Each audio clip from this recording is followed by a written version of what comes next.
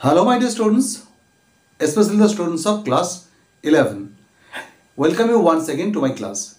এবং আজকের এই ক্লাসে আমি রয়েছি তোমাদের দ্বিতীয় পর্বের আলোচনায়, যে আলোচনাটা কিন্তু আমাদের শুরু হয়েছিল বেকনের সে বিখ্যাত এসে অফ স্টাডিজ নিয়ে। এবং প্রথম পর্বের আলোচনায় টেক্সটের পাশাপাশি দু তিনটি জিনিস আমি খুব গুরুত্ব দিয়ে তোমাদের মনে রাখতে বলেছিলাম। প্রথম এবং প্রধান কথা যেটা ছিল সেটা হচ্ছে বেকন একজন প্র্যাগমেটিক রাইটার। বিশেষ করে তার এসেগুলোতে আমরা প্র্যাগমেটিজমটাকে খুব প্রমিনেন্টলি দেখতে পাই। অর্থাৎ তিনি যে বিষয়টা নিয়ে ট্রিট করেছেন বা আলোচনা করেছেন সেটা কেবল তত্ত্বগতভাবে আলোচনা করে যাননি, সেটাকে বাস্তবমুখী করে তার প্রায়োগিক বা উপযোগিতা যে রয়েছে, একটা প্রায়োগিক দিক রয়েছে, তো সেই দিকটাকে তুলে ধরেছেন। এবং স্টাডি যে বিষয়টা কিন্তু স্টুডেন্ট সহ আরও আমাদের বিভিন্ন বয়সের বিভিন্ন মানুষকে রিলেট করে এই সাবজেক্টটা, তো সেই স্টাডি সাবজেক্ট বা স্টাডি বিষয়টাকে নিয়ে তিনি যেভাবে আলোচনা করেছেন সেটা অফকোর্স প্র্যাগমেটিক অ্যাটিটিউড থেকে। এবং আমরা আজকে তার সেকেন্ড এবং লাস্ট পার্ট যেটা রয়েছে বলা হলো সেই আলোচনায় চলে যাচ্ছি। এবং আমরা যেখান থেকে আলোচনাটা শুরু করব আজকে, সেখানে খুব দারুণ একটা কথা বলা রয়েছে যেটা প্রায় অ্যাফোরিজমের জায়গায় চলে গেছে, মানে প্রায় প্রবাদের জায়গায় চলে গেছে। এই কথাটা প্রায়শই কিন্তু বিভিন্ন জায়গায় আমরা কোট করি বিভিন্ন প্রসঙ্গে, বিশেষ করে পড়াশুনো প্রসঙ্গে বলতে গিয়ে, বই নিয়ে বলতে গিয়ে। কি বলছে এখানে আমরা দেখে নিই। বলছে যে some books are to be tasted, others to be swallowed and some few to be chewed and digested. অসাধারণ কথা। Some books are to be tasted, কিছু বইয়ের কেবল স্বাদ নিতে হয়। স্বাদ নেওয়া মানে জাস্ট চেখে দেখে নেওয়া। কিছু বই রয়েছে আদার্স টু বি সোয়ালোড, কিছু বই রয়েছে যেগুলোকে আমাদের গিলে ফেলতে হয়। মানে স্বাদ ফাদ খুব একটা বেশি নেওয়া দরকার নেই, গিলে ফেলার ব্যাপার থাকে। And some few to be chewed and digested, কিছু বই থাকে যেগুলোকে চিবিয়ে ভালো করে হজম করে তাকে আত্মীকৃত করতে হয়। তো বইকে তিনি তিনটে ক্যাটেগরিতে ভাগ করেছেন। প্রথম ক্যাটেগরিতে বলছেন কিছু বই রয়েছে এগুলোকে টেস্ট নিয়েই ছেড়ে দিলে চলে, স্বাদটুকু নিয়ে আমরা ওই বইটাকে লিভ অ্যাপার্ট করে রেখে দিলে আমাদের কোনো সমস্যা নেই। তো কোন ধরনের বই এগুলো, যেহেতু এক্সাম্পল দেওয়া নেই, এটা আমি আমার তরফ থেকে এক্সাম্পল দিতেই পারি। ধরে নেওয়া যাক গসিপ সিনেমা ম্যাগাজিনস, বিভিন্ন যে সিনেমা ম্যাগাজিনস থাকে যেখানে মূলত গসিপ বেশি করে থাকে, সেই সমস্ত সিনেমা ম্যাগাজিনগুলোতে ওই অর্থে সাবস্টেন্সিয়াল বিশাল কিছু ওখানে ভ্যালু থাকে না। তো সেই বইগুলো টুকটাক একটু পড়ে নিলেই চলে। তো এইরকম যে বইগুলোতে বা দেখা গেল হয়তো এমন কোনো বই যে বইতে 10খানা প্রিটেশন রয়েছে, প্রিটেশনের মধ্যে ডিসকাশনের মধ্যে আমাদের কিছু জিনিস লাগবে, অল্প কিছু। সাপোজ কোনো একটা বিষয়ে ভাস্ট একটা ডিসকাশন রয়েছে, ধরে নেওয়া যাক আমাদের পড়াশুনো বিষয় একটা বা ইতিহাসের কোনো একটা বিষয়, সেখানে একটা ভাস্ট ডিসকাশন রয়েছে, কিন্তু আমাদের দরকার কিছু একটা অংশ। তো কিছু সেই বইটা পুরোটা আমাদের পড়ার মোটেও দরকার নেই, আমরা পার্ট একটা পড়ে নেব, ঠিক আছে? তো সেক্ষেত্রে বলছে কি যে some books are to be tasted, just স্বাদ নিয়ে ওগুলোকে ফেলে দিলেই চলে। বিশেষ করে যেগুলো আমাদের বললাম আমরা যে সাবস্টেন্সিয়াল ওয়ার্থের নয় এরকম বইগুলো, বা যেগুলো আমাদের পুরোপুরি পড়ার দরকার থাকে না, সেই বইগুলো কিন্তু এই ক্যাটেগরিতে আসছে। Second one, others to be swallowed, কিছু বইকে গিলে ফেলতে হয়, না বুঝে না উপলব্ধি করে গিলে ফেলাটাই কাম্য। এই ধরনের বইগুলো আমরা ধরে নিতে পারি যেগুলো রেফারেন্স বই বা ছাত্রছাত্রীদের জন্য নোট বই। এগুলো গবাগব আমরা গিলে ফেলি এবং তারপর পরীক্ষার খাতায় গিয়ে উগড়ে দিই। তো এই ধরনের বইগুলো জাস্ট গিলে ফেলতে হয়। তুমি কতটা তার থেকে জীবনে কাজে লাগাবে, জীবন তোমার কতটা সমৃদ্ধ হবে, ইত্যাদি ইত্যাদি বিষয়গুলো এখানে গুরুত্বপূর্ণ নয়, জাস্ট গেলো আর পরীক্ষার খাতায় গিয়ে উগড়ে দাও। অনেকটা ওই ধরনের বই, আমি একটা এক্সাম্পল দিলাম আমি জাস্ট। তো আদার্স টু বি সোয়ালোড, কিছু গপাগপ গিলে ফেলতে হয়। And some few to be chewed and digested, কিছু বই ভালো করে চিবিয়ে স্বাদ নিয়ে সেটাকে হজম করতে হয়। যেগুলো ক্লাসিক্স, যেগুলো যুগ যুগ ধরে টাইম টেস্ট পাস করে এসছে এবং সময়ের পরীক্ষায় উত্তীর্ণ হওয়া, এই সমস্ত বইগুলো কিন্তু খুব খুব ভ্যালুয়েবল বই হয়। এবং সেই বইগুলো প্রত্যেকটা অংশে আমাদের জন্য কিছু না কিছু রয়েছে। সাপোজ আমি উদাহরণ দিতেই পারি রবি ঠাকুরের কাব্যগ্রন্থ সঞ্চয়িতা। এই বইটার ওটা হাবিজাবি ভাবে পড়ে নেওয়া যাবে না, বা জাস্ট জিভে টেস্ট নিয়ে ফেলে দেওয়া যাবে না। তো এই বইটার প্রত্যেকটা অংশ, প্রত্যেকটা কবিতার প্রত্যেকটা অংশ ঠিকঠাক করে বুঝতে হয়, এবং সেই বোঝাটা কিন্তু আমাদের অনেক বেশি উপকারে লাগে, আমাদেরকে এনরিচ করে। তো সেইভাবে এই সমস্ত বইগুলো যেগুলো কিন্তু খুব দামি বই, দামি বই বলতে কস্টলি নয়, দামি বই বলতে ভ্যালুয়েবল বুকস, ওকে, যেটা আমাদের কাজে লাগবে, আর মধ্যে রিয়েল কোনো ভ্যালু রয়েছে। তো এটা গেল some books are to be read only in parts. কিছু বই আংশিকভাবে পড়ে নিতে হয়, যেটা আমি একটু আগে বলছিলাম যে একটা বড় ডিসকাশন রয়েছে, হয়তো দেখা গেল হয় সাপোজ কৃষি নিয়ে একটা বই, সেখানে সাপোজ ডিফারেন্ট টাইপস অফ সবজি নিয়ে আলোচনা রয়েছে, কোন সিজনে কী চাষ করতে। একজন সাপোজ তোমাদের মধ্যে কেউ দেখা গেল হয়তো ফুল চাষ নিয়ে ইন্টারেস্টেড, তো তারা ওইটুকু পড়ে নিলেই চলবে। কিছু বই পার্সিয়ালি আমাদের পড়লেই কাজ চলে যায়, যার যেরকম প্রয়োজন সে সেরকমভাবে পড়বে, ঠিক আছে। তো সেই রকমভাবে দেখা যাচ্ছে some books are to be read in parts, others to be read but not curiously। বাকি বইগুলো পড়তে হয় কিন্তু অতটা আগ্রহ নিয়ে না পড়লেও চলে। আমি একটুক্ষণ আগেই বলেছি যে গসিপ ম্যাগাজিনগুলো, ওকে, বা দেখা গেলো হয়তো স্পোর্টস নিয়ে লেখা কোনো ম্যাগাজিন। তো তার আগের দিন আমরা খেলা দেখেছি বা বিভিন্ন সময় ক্রিকেট ফুটবল নিয়ে আমরা যারা চর্চা করি তাদের কাছে কিন্তু আমাদের বিভিন্ন ঘটনাবলী বেশ পরিচিত। তো সেখানে কিছু ডিটেলিংস রয়েছে, হয়তো তথ্য নির্ভরতা রয়েছে ওই লেখাটার মধ্যে। তো এই লেখাটাকে আমরা এতটা কিউরিয়াসলি না পড়লেও চলবে, যদি দেখা যায় হ্যাঁ ওটা চাকরি বাকরি পরীক্ষার ক্ষেত্রে কাজে আসবে, ইটস ওকে। কিন্তু নর্মালি যে সমস্ত স্পোর্টস ম্যাগাজিন বেরোয় সেখানে আমরা কিউরিয়াসলি না পড়লেও বিশাল কিছু অসুবিধা হবে না। সাপোজ কোনো একটা ইনিংসকে ডেসক্রাইব করা হচ্ছে, কোনো একটা দারুণ ক্রিকেটীয় ইনিংস তাকে ডেসক্রাইব করা হচ্ছে, খুব কাব্যিক ভাষায় খুব এলাবোরেটলি ওটা ডেসক্রাইব করা হয়েছে। হ্যাঁ, সেটা পড়লে ভালো লাগবে, কিন্তু ওটা কিউরিয়াসলি পড়তে হবে এমন কোনো ব্যাপার নয়, ক্যাজুয়ালি পড়লেও চলে, okay. And some few to be read wholly, কিছু বই পুরোপুরি পড়তে হয়, অ্যান্ড উইথ ডিলিজেন্স, এবং অধ্যবসায় সহকারে পড়তে হয়, অ্যান্ড অ্যাটেনশন, মনোযোগ দিয়ে পড়তে হয়। সাপোজ আমি একটা ছোট উদাহরণ দিতে পারি, যেটা আমরা পড়ছি এই মুহূর্তে, বেকনের যে এসের কালেকশন, সেই কালেকশনের প্রত্যেকটা এসের প্রত্যেকটা লাইন উইথ ফুল অ্যাটেনশন আমাদের যদি না পড়ি আমরা, তাহলে আমাদের পক্ষে ওটা বোঝা সম্ভব হবে না, আমাদের পড়তেই হবে উইথ ফুল অ্যাটেনশন। তো এই বইগুলো বা এই ধরনের যে কম্পোজিশনস রয়েছে, লেখাগুলো রয়েছে, সেগুলোকে কিন্তু পুরোপুরি পড়তে হয়, মন দিয়ে পড়তে হয়, এবং ধৈর্য সহকারে, হাবিজাবি করে তাড়াহুড়ো করে পড়লে হবে না। Some books also may be read by deputy, কিছু বই অন্যকে দিয়ে পড়িয়ে নেওয়া যায়। সাপোজ রূপকথার গল্প, রূপকথার গল্প দেখা গেল ছোটরা শুনছে, আমরা বড়রা পড়ে দিতেই পারি, বা ওই রকম কোনো গল্প যেগুলোর মধ্যে কিন্তু ইনডেপথ কোনো ব্যাপার নেই, জাস্ট সুপারফিশিয়াল লেভেলে কিছু ব্যাপার রয়েছে। আমি রূপকথাকে ছোটো করছি না, কিন্তু বহু রূপকথার মধ্যে অনেক কিছু রয়েছে যেগুলো আমাদের অনেকভাবে এনরিচ করতে পারে। কিন্তু এই ধরনের গল্প, সেই গল্পগুলো যেগুলো মোটামুটি আমাদের ইমাজিনেটিভ লেভেলে নিয়ে যাবে, রূপকথার গল্পগুলো মূলত সেইগুলো অন্য কেউ পড়ে দিচ্ছে, আমরা শুনছি, ইটস ওকে, নো প্রবলেম। বা দেখা গেল কোনো একটা বই, সেখান থেকে কিছু লাইনকে কোট করতে হবে। সাপোজ আমি বলে দিলাম যে রবীন্দ্রনাথের একটা বা বিভিন্ন মনীষীদের একটা কোটেশনের বই, সেখানে একজনকে লাগিয়ে দিলাম যে দেখ তো অ্যারিস্টটলের এই টপিকের উপরে কি রবীন্দ্রনাথের প্রকৃতির উপরে কী কী কোটেশন রয়েছে একটু বেছে দিত। তো সেটা অন্যকে দিয়ে পড়িয়ে নিয়ে তার কাছ থেকে আমি তার এক্সট্রাক্টগুলো নিয়ে নিতেই পারি, ওকে। তো কি some books also may be read by deputy, deputy বলতে সহকারীকে দিয়ে আমরা পড়িয়ে নিতেই পারি। অ্যান্ড এক্সট্রাক্টস মেড, এক্স্যাক্টলি যেটা বলছিলাম, and extracts made of them by others, এবং সেই বইগুলো থেকে বা লেখাগুলো থেকে আমরা সারাংশ বা কিছু সংকলিত ব্যাপার আমরা এক্সট্রাক্ট ওখান থেকে তুলে নিতে পারি, যেটা অন্যে আমার জন্য রেডি করে দেবে, অন্য কেউ করে দেবে, okay. But that would be only in less important arguments, কিন্তু এই যে ব্যাপারটা অন্যকে দিয়ে পড়িয়ে নেওয়া, এটা কখন সম্ভব না, সেই সমস্ত বইয়ের ক্ষেত্রে যেগুলো লেস ইম্পর্টেন্ট আর্গুমেন্টস, মানে যে এখানে লেস ইম্পর্টেন্স ডিসকাশনস রয়েছে, okay, less important arguments, and the meaner sorts of books, ওকে।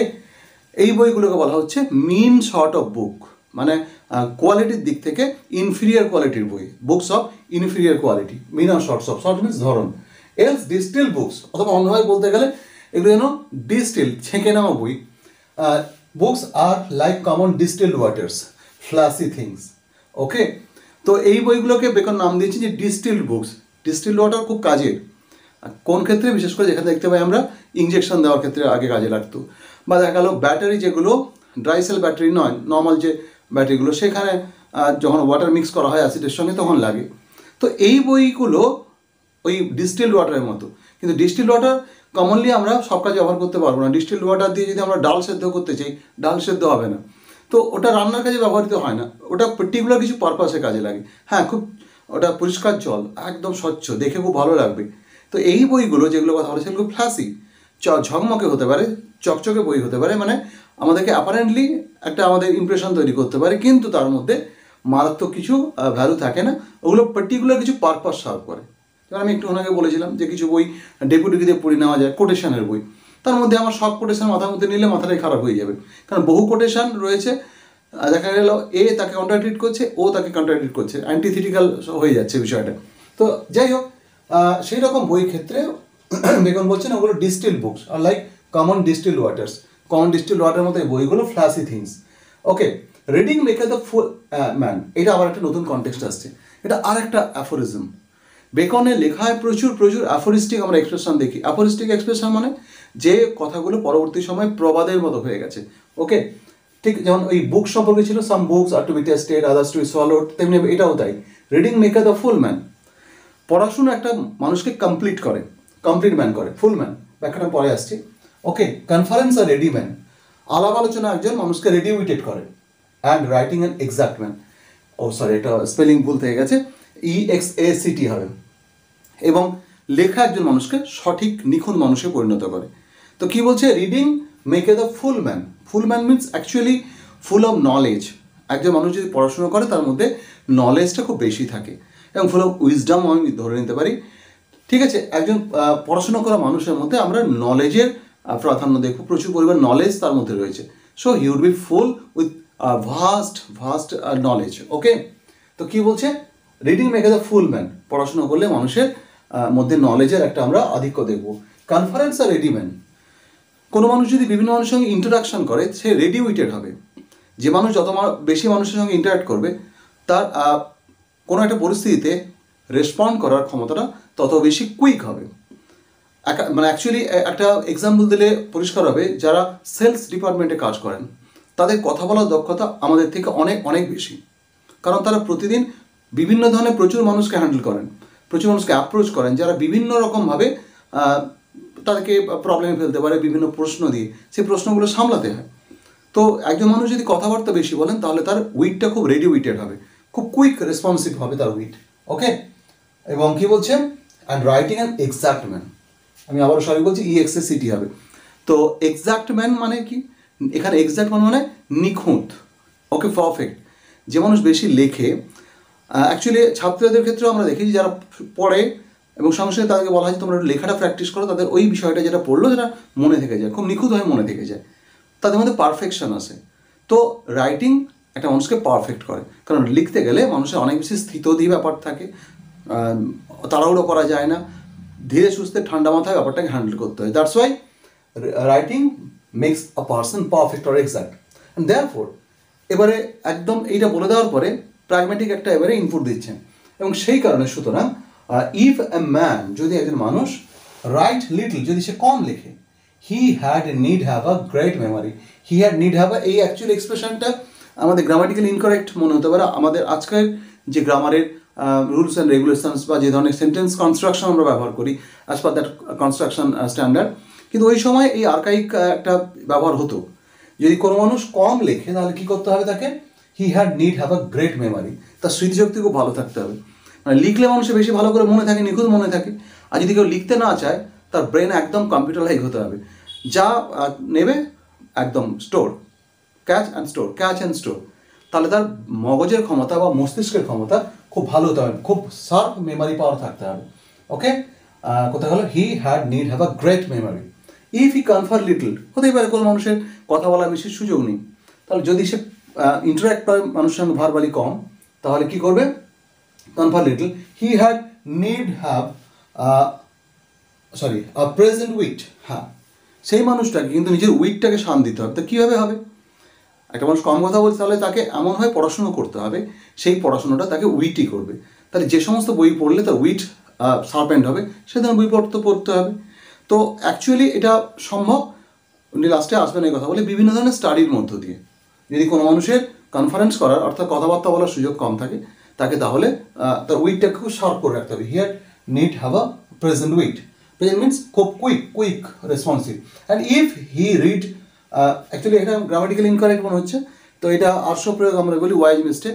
তাহলে হওয়া উচিত ছিল ইফ হি রিডস, কিন্তু অ্যাকচুয়ালি বেকন লিখে গেছেন, আমাদের কিছু বলার নেই, ঠিকটাকেই ভুলটাকেই আমাদের ঠিক বলে মেনে নিতে হবে। কিন্তু অফকোর্স আমরাও লিখলে ওটা ভুল বলেই গণ্য হবে। So it is wise mistake. যারা বড় বড় ক্রিয়েটার তাদের ক্ষেত্রে গ্রামাটিক্যাল মিস্টেকটা আমরা মিস্টেক বলে ধরি না। তো দেখা গেল কি, যদি সে কম পড়ে, he had need have much cunning. Okay, যদি মানুষের পড়াশুনো কম হয়, এটা ফাটাফাটি। এটা আমার কলেজের স্যার আমাদের স্বর্গত সুজলও বলতেন যে যতক্ষণ মুখ না খুলছিস ততক্ষণ বোঝা যাবে না তোর মধ্যে কী রয়েছে। একটা টার্ম পার্টিকুলার ইউজ করতেন, সেটা আমি আর বলছি না। ওকে, তো ইনি বলছেন যে কি, যদি দেখা গেল তার পড়াশুনো কম হয়, পড়াশুনো করার সুযোগ নেই বা পড়াশুনো করেনি, তাহলে তার মধ্যে একটু চালাকি থাকতে হবে, কানিং, একটু ধূর্তামি থাকতে হবে। ধূর্তামি কথাটা আমি একটু ডেডিকেটেড সেন্স হয়ে যাচ্ছে, তাই চালাকি থাকতে হবে। কী চালাকি? যে to seem to know that he doth not, তাকে এমন ভাবখানা দেখাতে হবে সে জানে সব কিছু, আসলে যেটা সে জানে না।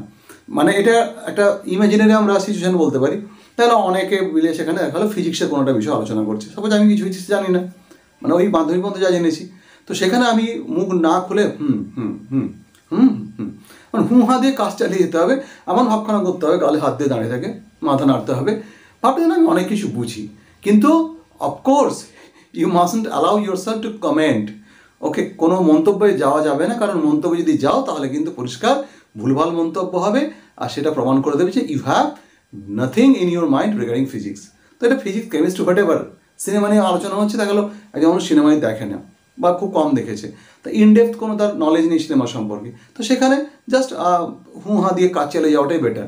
এবং এমন একটা ভাবে করতে হবে যেন মনে হবে যে হ্যাঁ ও অনেক কিছুই জানে, আসলে বলছে না, ও কম কথা বলে, আসলে সে কিছুই জানে না, এবং সেটা দেখানো যাবে না। বেকন একদম প্র্যাকটিক্যাল এবং প্র্যাগম্যাটিক জায়গা থেকে কথাটা বলেছেন, দারুণ কথা এটা।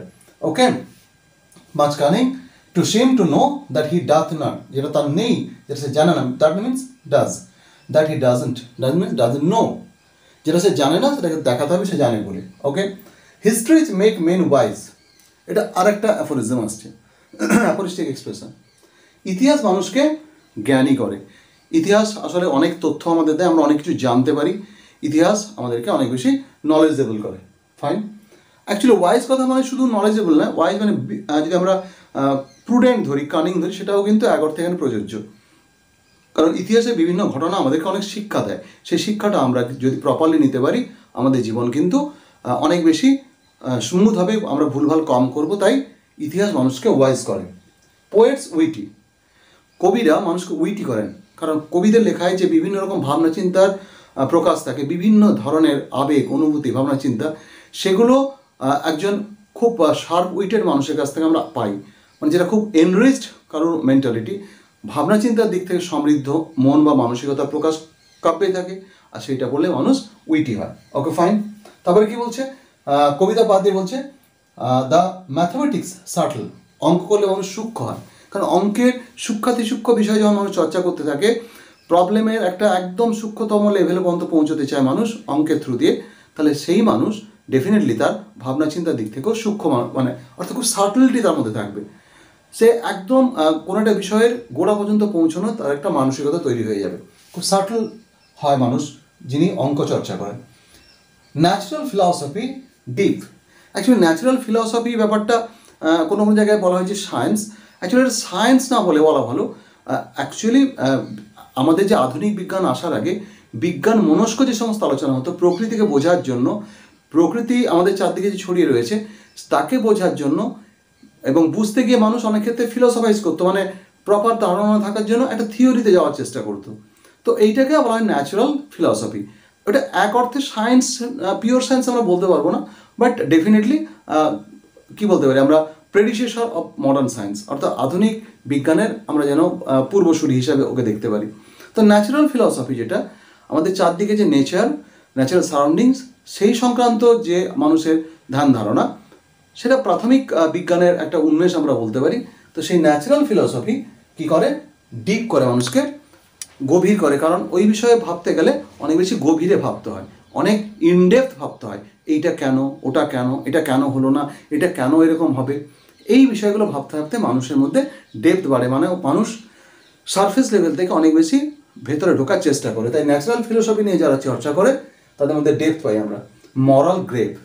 এবং নীতিশাস্ত্র নিয়ে যারা চর্চা করেন, ন্যায়শাস্ত্র, নীতিশাস্ত্র, তারা একটু গম্ভীর টাইপের মানুষ হন, মানে ঠিক ভুলের আলোচনা বা ভাবনা চিন্তা বা বিচার বিবেচনা করতে গিয়ে তাদের মধ্যে একটা গ্র্যাভিটি চলে আসে, গাম্ভীর্য চলে আসে।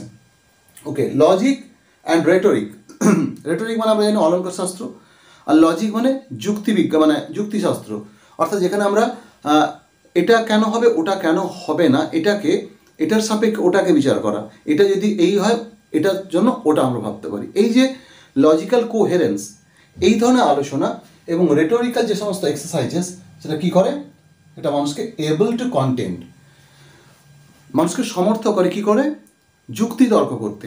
অ্যাকচুয়ালি কারোর সঙ্গে তোমাকে যদি তর্কে জিততে হয় তাহলে তোমাকে যুক্তিবাদী হতে হবে, আর্গুমেন্টেটিভ হতে হবে, প্রপারলি আর্গুমেন্টেটিভ হতে হবে, এবং তোমার কথাটা যেটা সঠিক তুমি ভাবছো, যুক্তির দিক থেকে ঠিক আছো, সেটা পারসুয়েসিভ ওয়েতে, ইমপ্রেসিভ ওয়েতে যদি অন্যের কাছে তুলে ধরতে হয়, তাহলে রেটোরিক্যাল তোমার স্কিল থাকতে হবে, খুব সুন্দর করে গুছিয়ে মানুষের সামনে ইমপ্রেসিভ ওয়েতে কথা বলার ক্ষমতা থাকতে হবে। তাহলে রেটোরিক এবং লজিক মানুষকে সমর্থ করে কী ব্যাপারে, টু কন্টেন্ট, তর্ক বিতর্ক করতে, না ঝগড়া নয়, কিন্তু আমরা প্রায়শই তর্ক বিতর্ক করে ঝগড়ার সঙ্গে গুলিয়ে ফেলি। So don't do this please. তো কী বলছে, এবল টু কন্টেন্ট, অ্যাবুয়েন্ট স্টাডিয়া ইন মরেস, studies pass into character. Actually এখানে যেটা রয়েছে তোমাদের বইতে, যে studies pass into and influence manners, মানে এটা একই, এটা আরেকটা ভার্সন বলছে যে কোনো ধরনের পড়াশুনো, যে ধরনের পড়াশুনো করবে সেটা তার ভেতরে ঢুকে যাবে, তার প্রভাব তার মধ্যে চলে আসবে।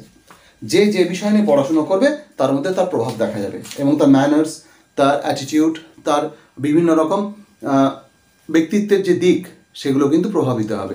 তাহলে এটা অ্যাকচুয়ালি ল্যাটিন এক্সপ্রেশন, অ্যাবুয়েন্ট স্টাডিয়া ইন মরেস, স্টাডিজ পাস ইন্টু ক্যারেক্টার, তোমার পড়াশুনো তোমার চরিত্রের মধ্যে ঢুকে যাবে।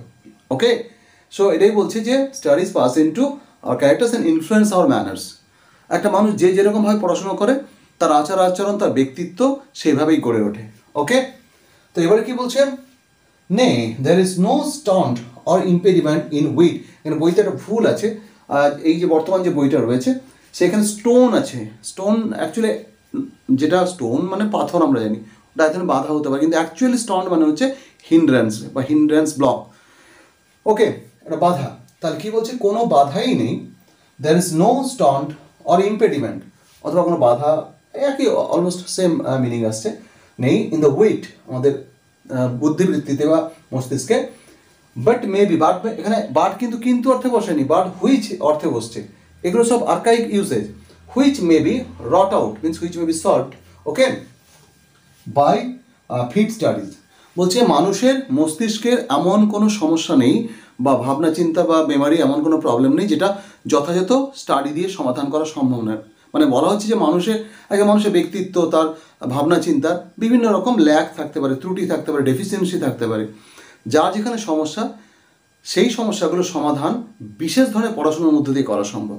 এক্সাম্পল দিয়েছেন, বেকন কখনো কোনো কথা জাস্ট থিওরিটিক্যালি বলে দিয়ে চলে যাননি, তিনি প্রত্যেকটাকে একদম প্র্যাগমেটিক লেভেলে এনে বুঝিয়ে দেওয়ার চেষ্টা করেছেন। এখানেও আমরা তাই দেখব।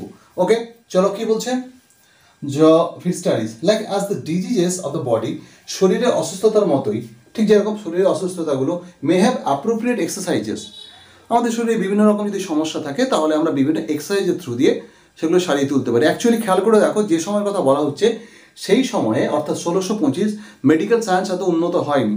ফলে আজকের দিনে যদি বলা হয় যে সব প্রবলেমস এক্সারসাইজ দিয়ে সারানো যাবে, আমরা ব্যাপারটাকে হেসে উড়িয়ে দেবো, হ্যাঁ তাহলে ওষুধগুলো কী করবে। প্র্যাকটিক্যালি আমাদের বহু সমস্যা সারাতে যেগুলো আমরা ওষুধ খাই, সেগুলো একটু ধৈর্য ধরে বেশ কিছু ফিজিক্যাল এক্সারসাইজের মধ্য দিয়ে, প্রপার লাইফস্টাইলের মধ্য দিয়ে আমরা অনেক বেশি মানে সুস্থ হয়ে যেতে পারি, সেটা অনেক বেশি লং লাস্টিং। প্রত্যেকটা ওষুধ আমরা এখন যেগুলো খাচ্ছি, বিশেষ করে অ্যালোপ্যাথিক ওষুধ, সেগুলোর প্রত্যেকটার কোনো না কোনো সাইড ইফেক্ট আছে, এবং আজকে মানুষ একটা অসুখ থেকে সেরে উঠতে অন্য একটা প্রবলেম বাঁধিয়ে ফেলছে, এবং তার বড়সড় একটা কারণ হচ্ছে ওষুধ। অ্যালোপ্যাথিক ওষুধের মাল্টিফাংশনাল ওষুধগুলো হয়, তো তাই একটা ওষুধ সারালো, কিন্তু সঙ্গে আরও দুটো প্রবলেম তৈরি করে দিল। এটা কিন্তু আমরা অনেকেই জানি না। যাই হোক, সেই সময় যখন মেডিকেল সায়েন্স এত উন্নত হয়নি, তখন বলা হচ্ছে শারীরিক বিভিন্ন সমস্যা সরানোর জন্য বিভিন্ন রকম এক্সারসাইজ লাগে। তো তাই লাইক ইস কথাটা মনে হবে যে স্যার এটা আবার কেমন এক্সপ্রেশন, তখন এরকম লেখা হতো, like as the diseases of the body May have appropriate exercises. শরীরে বিভিন্ন অসুখ যেরকম বিভিন্ন রকম এক্সারসাইজের দ্বারা সারানো সম্ভব, ঠিক আছে, সেই একই রকমভাবে মানুষের মস্তিষ্কের বা মগজের বিভিন্ন রকম সমস্যা স্টাডি দিয়ে সারানো সম্ভব। এর কতগুলো এক্সাম্পল দেবে। তো উনি কী এক্সাম্পল দিয়েছেন, bowling is good for the stone and Reigns. বলা হচ্ছে বল ছোঁড়া, ক্রিকেটের বল ছোঁড়া কিসের পক্ষে ভালো না, বিভিন্ন রকমের স্টোন প্রবলেম হয়, আমাদের কিডনি স্টোন হয়, ঠিক আছে, গলব্লাডার স্টোন হয়, বিভিন্ন রকম স্টোন হয়, তো সেই স্টোন প্রবলেম হবে না বোলারদের। Is good for the and Reigns, আমাদের যে বৃক্ক বা এই সমস্ত যে আমাদের টোটাল ইউরিনারি সিস্টেম বলছে বোলারদের ক্ষেত্রে ওটা কিন্তু প্রবলেম হয় না। ওকে, তারপরে কি বলছে shooting for the lungs. Okay, shooting অর্থাৎ রাইফেল শুটিং বা যদি মানে শুটিং টাইপের যে কোনো অর্থাৎ যেটা নিক্ষেপ করতে হয় কোনো জিনিস, সেটা রাইফেল তখন অতটা আসেনি, অ্যারো বা ওই ধরনের কোনো কিছু ছোঁড়া, javelin throw, okay some like that.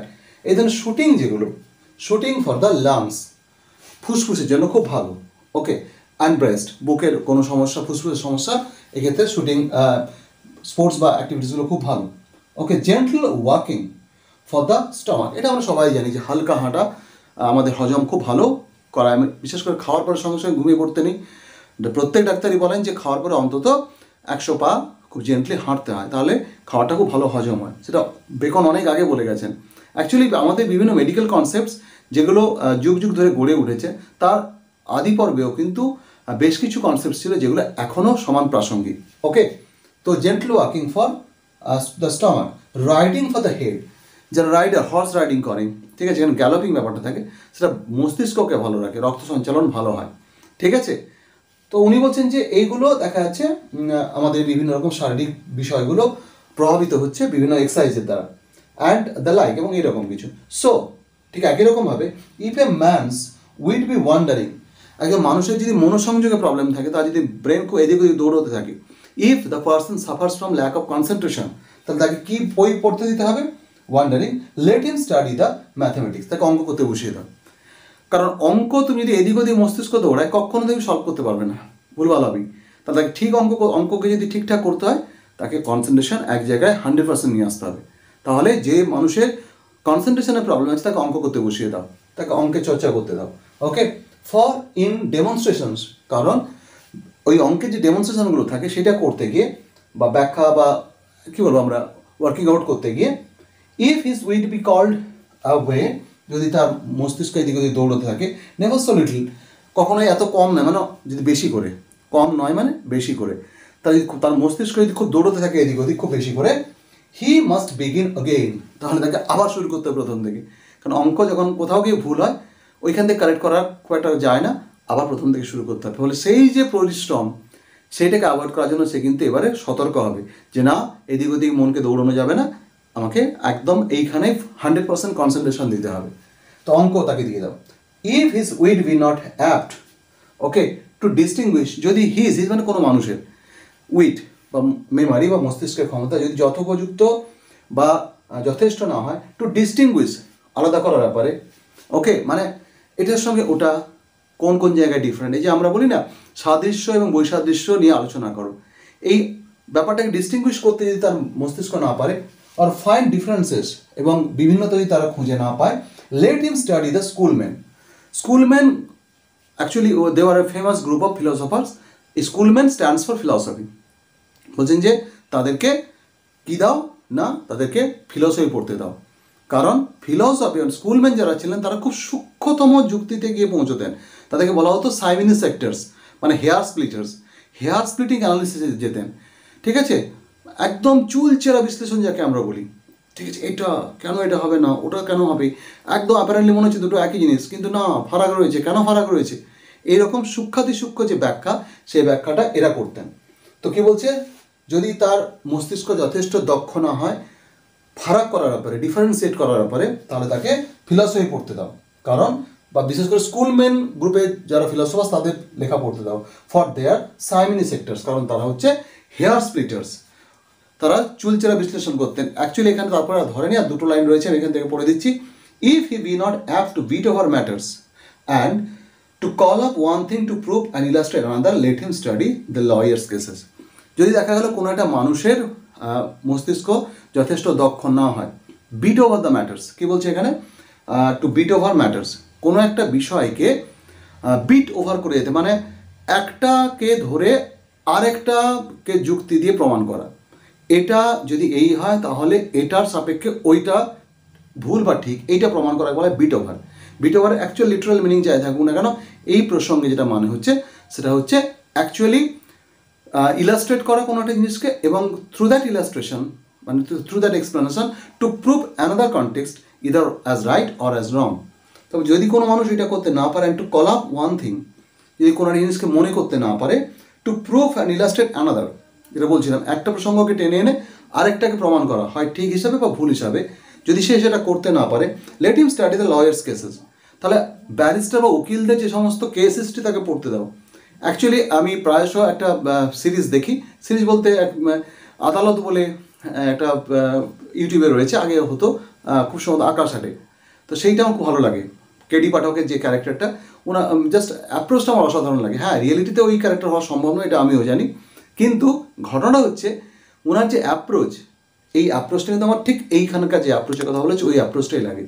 লয়াররা কীভাবে একটা কেসকে সঠিক বা বেঠিক বলে প্রমাণ করেন, বা কোনো একটা বিষয়কে একটা প্রসঙ্গকে ধরে আরেকটা প্রসঙ্গে পৌঁছে যাওয়া, সেটাকে ধরে আরেকটা প্রসঙ্গে পৌঁছে যাওয়া, এই যে দক্ষতা, এই দক্ষতা যদি কোনো মানুষের না থাকে তাহলে তাকে আইনজীবীদের যে সমস্ত কেস হিস্ট্রি সেগুলো পড়তে দাও। Okay, show every defect of the mind may have a special receipt. তাই তিনি কনক্লুড করেছেন, এই কনক্লুসিভ যে লাইনটা রয়েছে, সেই কনক্লুশন কী বলছেন, মনের ডিফেক্ট অফ দ্য মাইন্ড, মনের যে কোনো ত্রুটি অবশ্যই তার থাকতে পারে একটা স্পেশাল কোনো বিশেষ রিসিপ্ট, মানে এখানে ট্রিটমেন্ট। রিসিপ্ট মানে এখানে রসিদ ভাবার কোনো কারণ নেই, রিসিপ্ট মানে হচ্ছে এখানে ট্রিটমেন্ট। তাহলে মনের ট্রিটমেন্টের জন্য প্রপার মেন্টাল এক্সারসাইজ দরকার, যেটা হতে পারে প্রপার স্টাডির মধ্য দিয়ে। তাহলে আমরা এখানে আলোচনাটা শেষ করলাম, কিন্তু অল থ্রু দ্য এসে আগের আলোচনা এবং আজকের আলোচনা দুটোর মধ্য দিয়ে প্রতিটা মুহূর্তে আমরা ফিল করেছি বেকন কিন্তু খুব প্র্যাগমেটিক কিছু কথাবার্তা বলে গেছেন। স্টাডি যেটা ছাত্রছাত্রীদের অনেকের কাছে হয়তো খুব বিরক্তিকর, কিন্তু সেই স্টাডি শুধু ছাত্রছাত্রী নয়, বিভিন্ন বয়সী মানুষেরা কীভাবে তাদের নিজের জীবনে মোস্ট ফ্রুটফুল ওয়েতে কাজে লাগাতে পারেন তার একটা দিশা কিন্তু এসের মধ্যে রয়েছে। That's why it is one of the most noted essays and widely red essays all over the world. Actually যারা ইংলিশ সাহিত্য নিয়ে পড়াশোনা করেন তারা কিন্তু, যারা এসে বিশেষ করে ভালোবাসেন, তারা বেকনের এই এসেটা না পড়ে যেতে পারবেন না। তো যাই হোক, আশা করব এসের কন্টেন্টটা কম্প্রিহেন্সিভ ওয়েতে তোমাদের সামনে তুলে ধরতে পেরেছি। যদি কোথাও কারো কিছু মনে হয়ে থাকে যে এইটার ইন্টারপ্রিটেশন আরেকটু দরকার বা এরকম কিছু, প্লিজ কমেন্ট করে জানিও। তো আজকের আলোচনা এই পর্যন্ত, দেখা হচ্ছে পরের ক্লাসে। চেষ্টা করবো আমি এই পিস এবং আগে যেটা পড়িয়েছি তোমাদের মাই লাস্ট ডাচেস, তার কিছু কোয়েশ্চেন আনসার সেশন দেওয়ার। তো অ্যাকচুয়ালি একটা বিজি শিডিউলের মধ্যে যাচ্ছি বলে ওইটা সম্ভব হচ্ছে না, but that's maybe some kind of another to context. আপাতত আজকে ক্লাস শেষ করবো, দেখা হচ্ছে পরের পর্বে, পরের আলোচনায়। Thank you, stay well, stay connected between the next class.